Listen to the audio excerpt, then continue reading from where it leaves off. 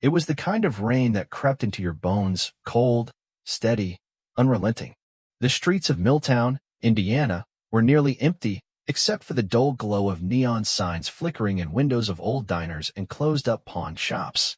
Inside one of those diners, Mae Collins, 31, scrubbed a ketchup stain from a laminated menu for the third time, even though no one was there to read it. Mae didn't stand out. Not to the regulars who came in for coffee, not to the tired cook in the back, not to the world at large. But she never needed the spotlight. Her presence lived in the quiet, the way she filled sugar jars before anyone asked, remembered who took their eggs over hard, and offered refills before glasses were empty. She wore her navy blue apron like a second skin. Her ponytail was always tight, not out of vanity but to keep the day's weight off her shoulders. Her shoes squeaked softly with every step, worn soles from too many double shifts. At night, she returned to a small attic room above an old pharmacy, where her one-eyed cat, Scout, waited by the heater, and where a box of her grandfather's military medals sat beneath her bed. Her grandfather, Walter Collins, had raised her when no one else would. A Vietnam vet with a bad hip and a softer heart than he let on.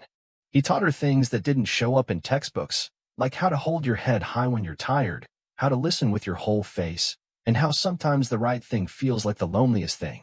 Character, he used to say, puffing gently on a corncob pipe, ain't what you do when folks are cheering.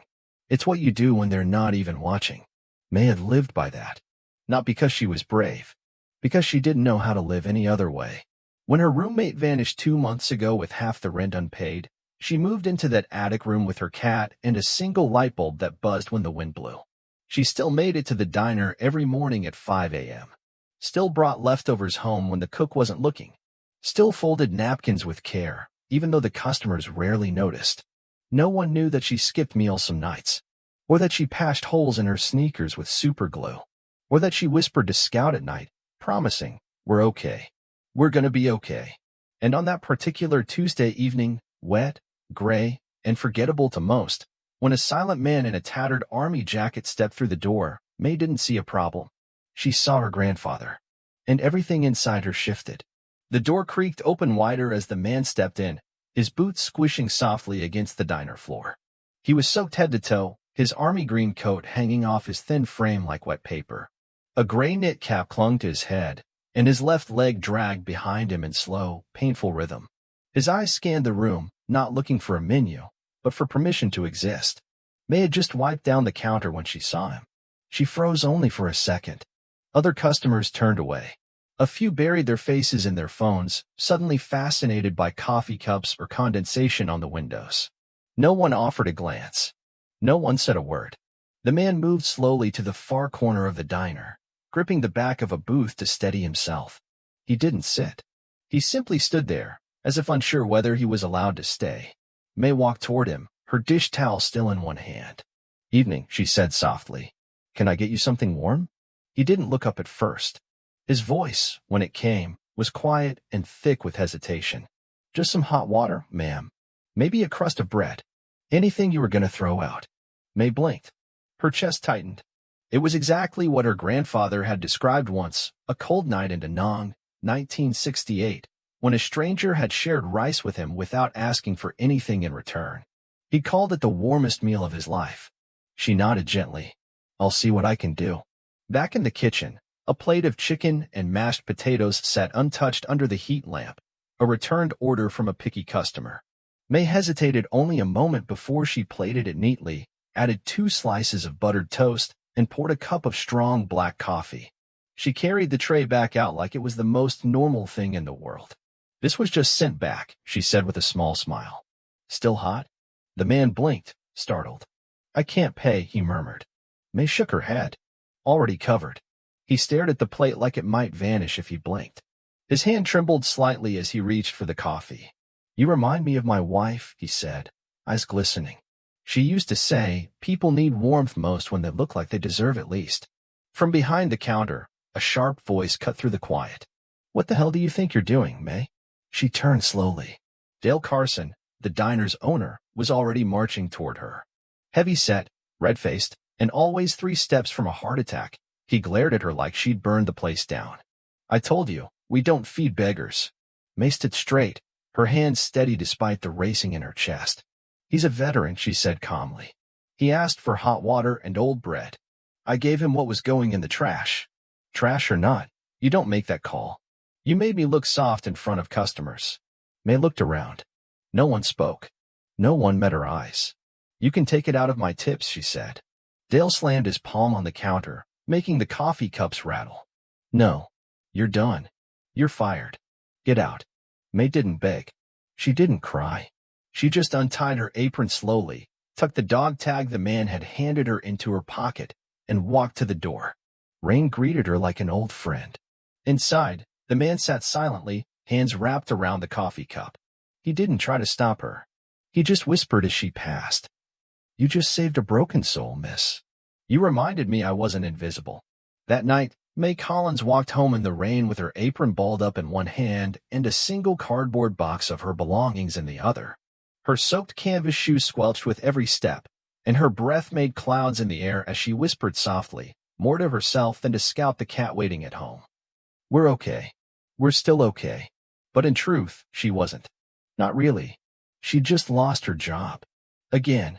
Not for showing up late, not for stealing, not for being rude to customers, but for offering a plate of warm food to a veteran who needed it more than anyone in that building. She hadn't thought twice about it in the moment. But now, as she climbed the stairs to her attic room above the pharmacy, her hands shaking, doubt crept in. Was it really worth it? She hung her wet jacket on the doorknob, toweled off Scout, and tried to ignore the hunger clawing at her stomach. She had just $41.28 in her bank account. Rent was due in 11 days. Her phone buzzed beside her bed, but she didn't pick it up. The next morning, everything changed. A video, grainy, shaky, clearly taken on a phone, had surfaced online. It showed Dale Carson, the diner owner, pointing at Mae like a man delivering a sentence in court. "You're fired," he barked.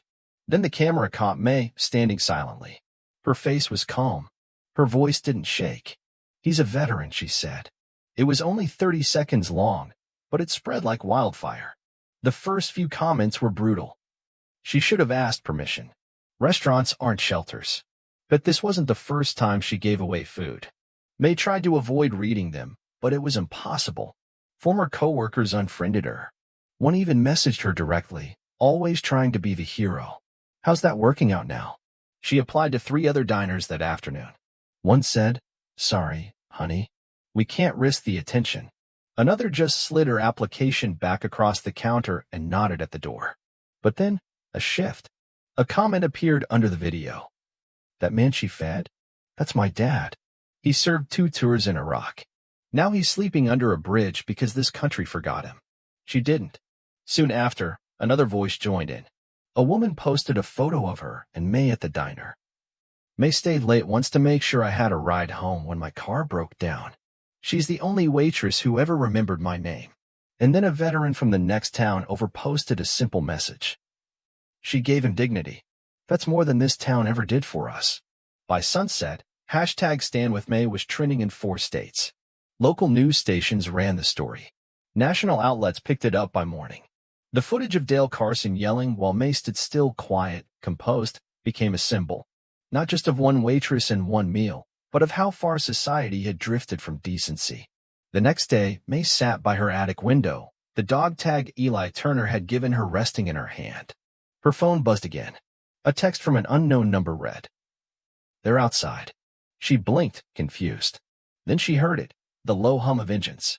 Mae moved to the window and pulled the curtain back. Down on Main Street, a line of black SUVs stretched in front of the diner. And in front of them, a wall of uniformed soldiers. 200 of them, dressed in full military attire, standing silently, shoulder to shoulder, waiting. Not for coffee, not for food, for her. Mae's knees buckled, and she grabbed the windowsill to steady herself. The phone buzzed again. This time, a voice message. "My name is Colonel Matthew Turner.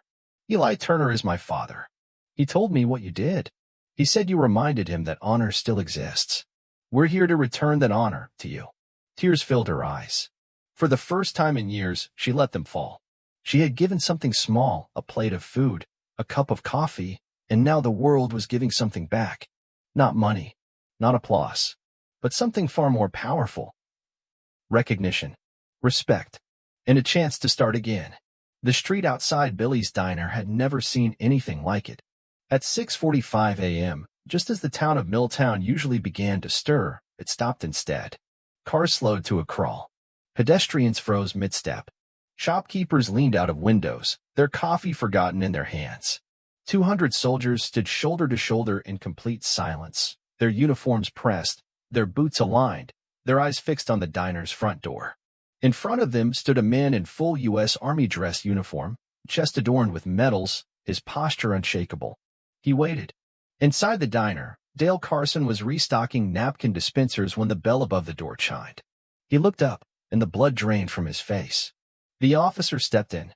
"I'd like to speak with the owner," he said, voice firm but calm. Dale swallowed hard. I'm the owner."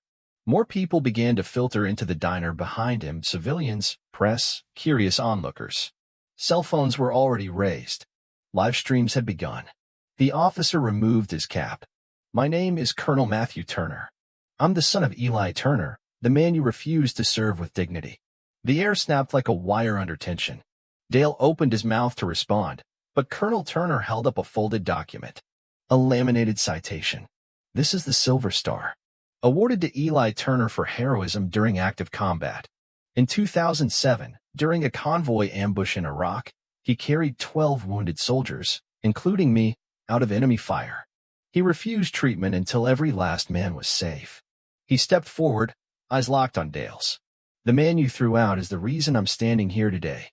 The room fell into total silence. The colonel's voice cracked, just slightly, as he continued. "My father lived with PTSD. After my mother passed, he vanished. For years, I didn't know where he was. I thought he was gone for good.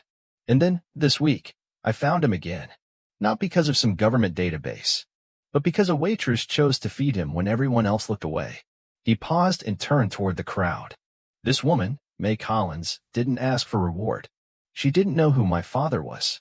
She saw a human being and treated him with dignity. Something this town, and this establishment, failed to do." A young corporal stepped into the diner, holding a black velvet box. Colonel Turner opened it gently. Inside, resting on dark fabric, was the very metal Eli Turner had once pawned to feed a homeless family. He wanted her to have this. Dale stammered. I didn't know." "You didn't need to," Colonel Turner said sharply. "But she did." Just outside the door, Mae appeared, led forward by a group of local veterans. She was still in her raincoat, hair pulled back, her face unreadable. As she stepped inside, the crowd parted. Every soldier outside raised their right hand to their forehead in a silent salute. All for her. Colonel Turner approached slowly, placed the metal box in her hands, and said simply, "Thank you for reminding my father, and the rest of us, that honor still exists." Dale didn't say another word. He couldn't. The town had already made up its mind. Orders were canceled. Employees walked out. Billy's diner would close by the end of the week. But Mae? She didn't gloat. She didn't speak to the cameras. She just stood quietly, holding a box that weighed almost nothing and meant everything. The diner never reopened. By the following Monday, its neon, open 24 hours sign had gone dark, and a faded for lease notice fluttered behind the window. The tables were still there, the counter still polished, but the heart of the place was gone. It no longer served truckers, townsfolk, or travelers. But across town, something new had taken root. In an old warehouse that once stored vending machines and broken shelves, the smell of warm soup and fresh bread now drifted out onto the street. Laughter echoed from within. A banner above the door read, "Richfield Community Kitchen, managed by Mae Collins." After the salute, after the headlines faded and the town caught its breath, a veteran-founded nonprofit reached out to Mae. They offered her a new job, not just as a cook or a server, but as a manager, a leader, a heart at the center of something real. She didn't ask for it. She didn't expect it. But she accepted, humbly. Because deep down, she knew, kindness needs a home too. Now, veterans peeled potatoes beside single mothers. Retired nurses served chili next to teenage volunteers. And in the back office, beside a handwritten menu and a worn-out coffee mug, sat a small wooden box. Inside were three things: a folded flag, a tarnished dog tag, and the Silver Star, awarded to Eli Turner, now returned to its rightful place. Mae still visited Eli. He now lived in stable housing run by the VA, receiving care, surrounded by fellow veterans. He rarely spoke of the war, but he often told anyone who would listen, "The best soldier I ever met wore an apron, not a uniform." One quiet afternoon, a little boy came into the kitchen, no more than 8. In one hand, he held a wrinkled dollar bill. In the other, a cookie wrapped in wax paper. "I saw you in the video," he said. "My grandpa was a soldier too. I want to help like you did." Mae knelt beside him, hands on her knees, her voice catching in her throat. She didn't give a speech. She just nodded and placed her hand over her heart, the same way 200 soldiers had done for her.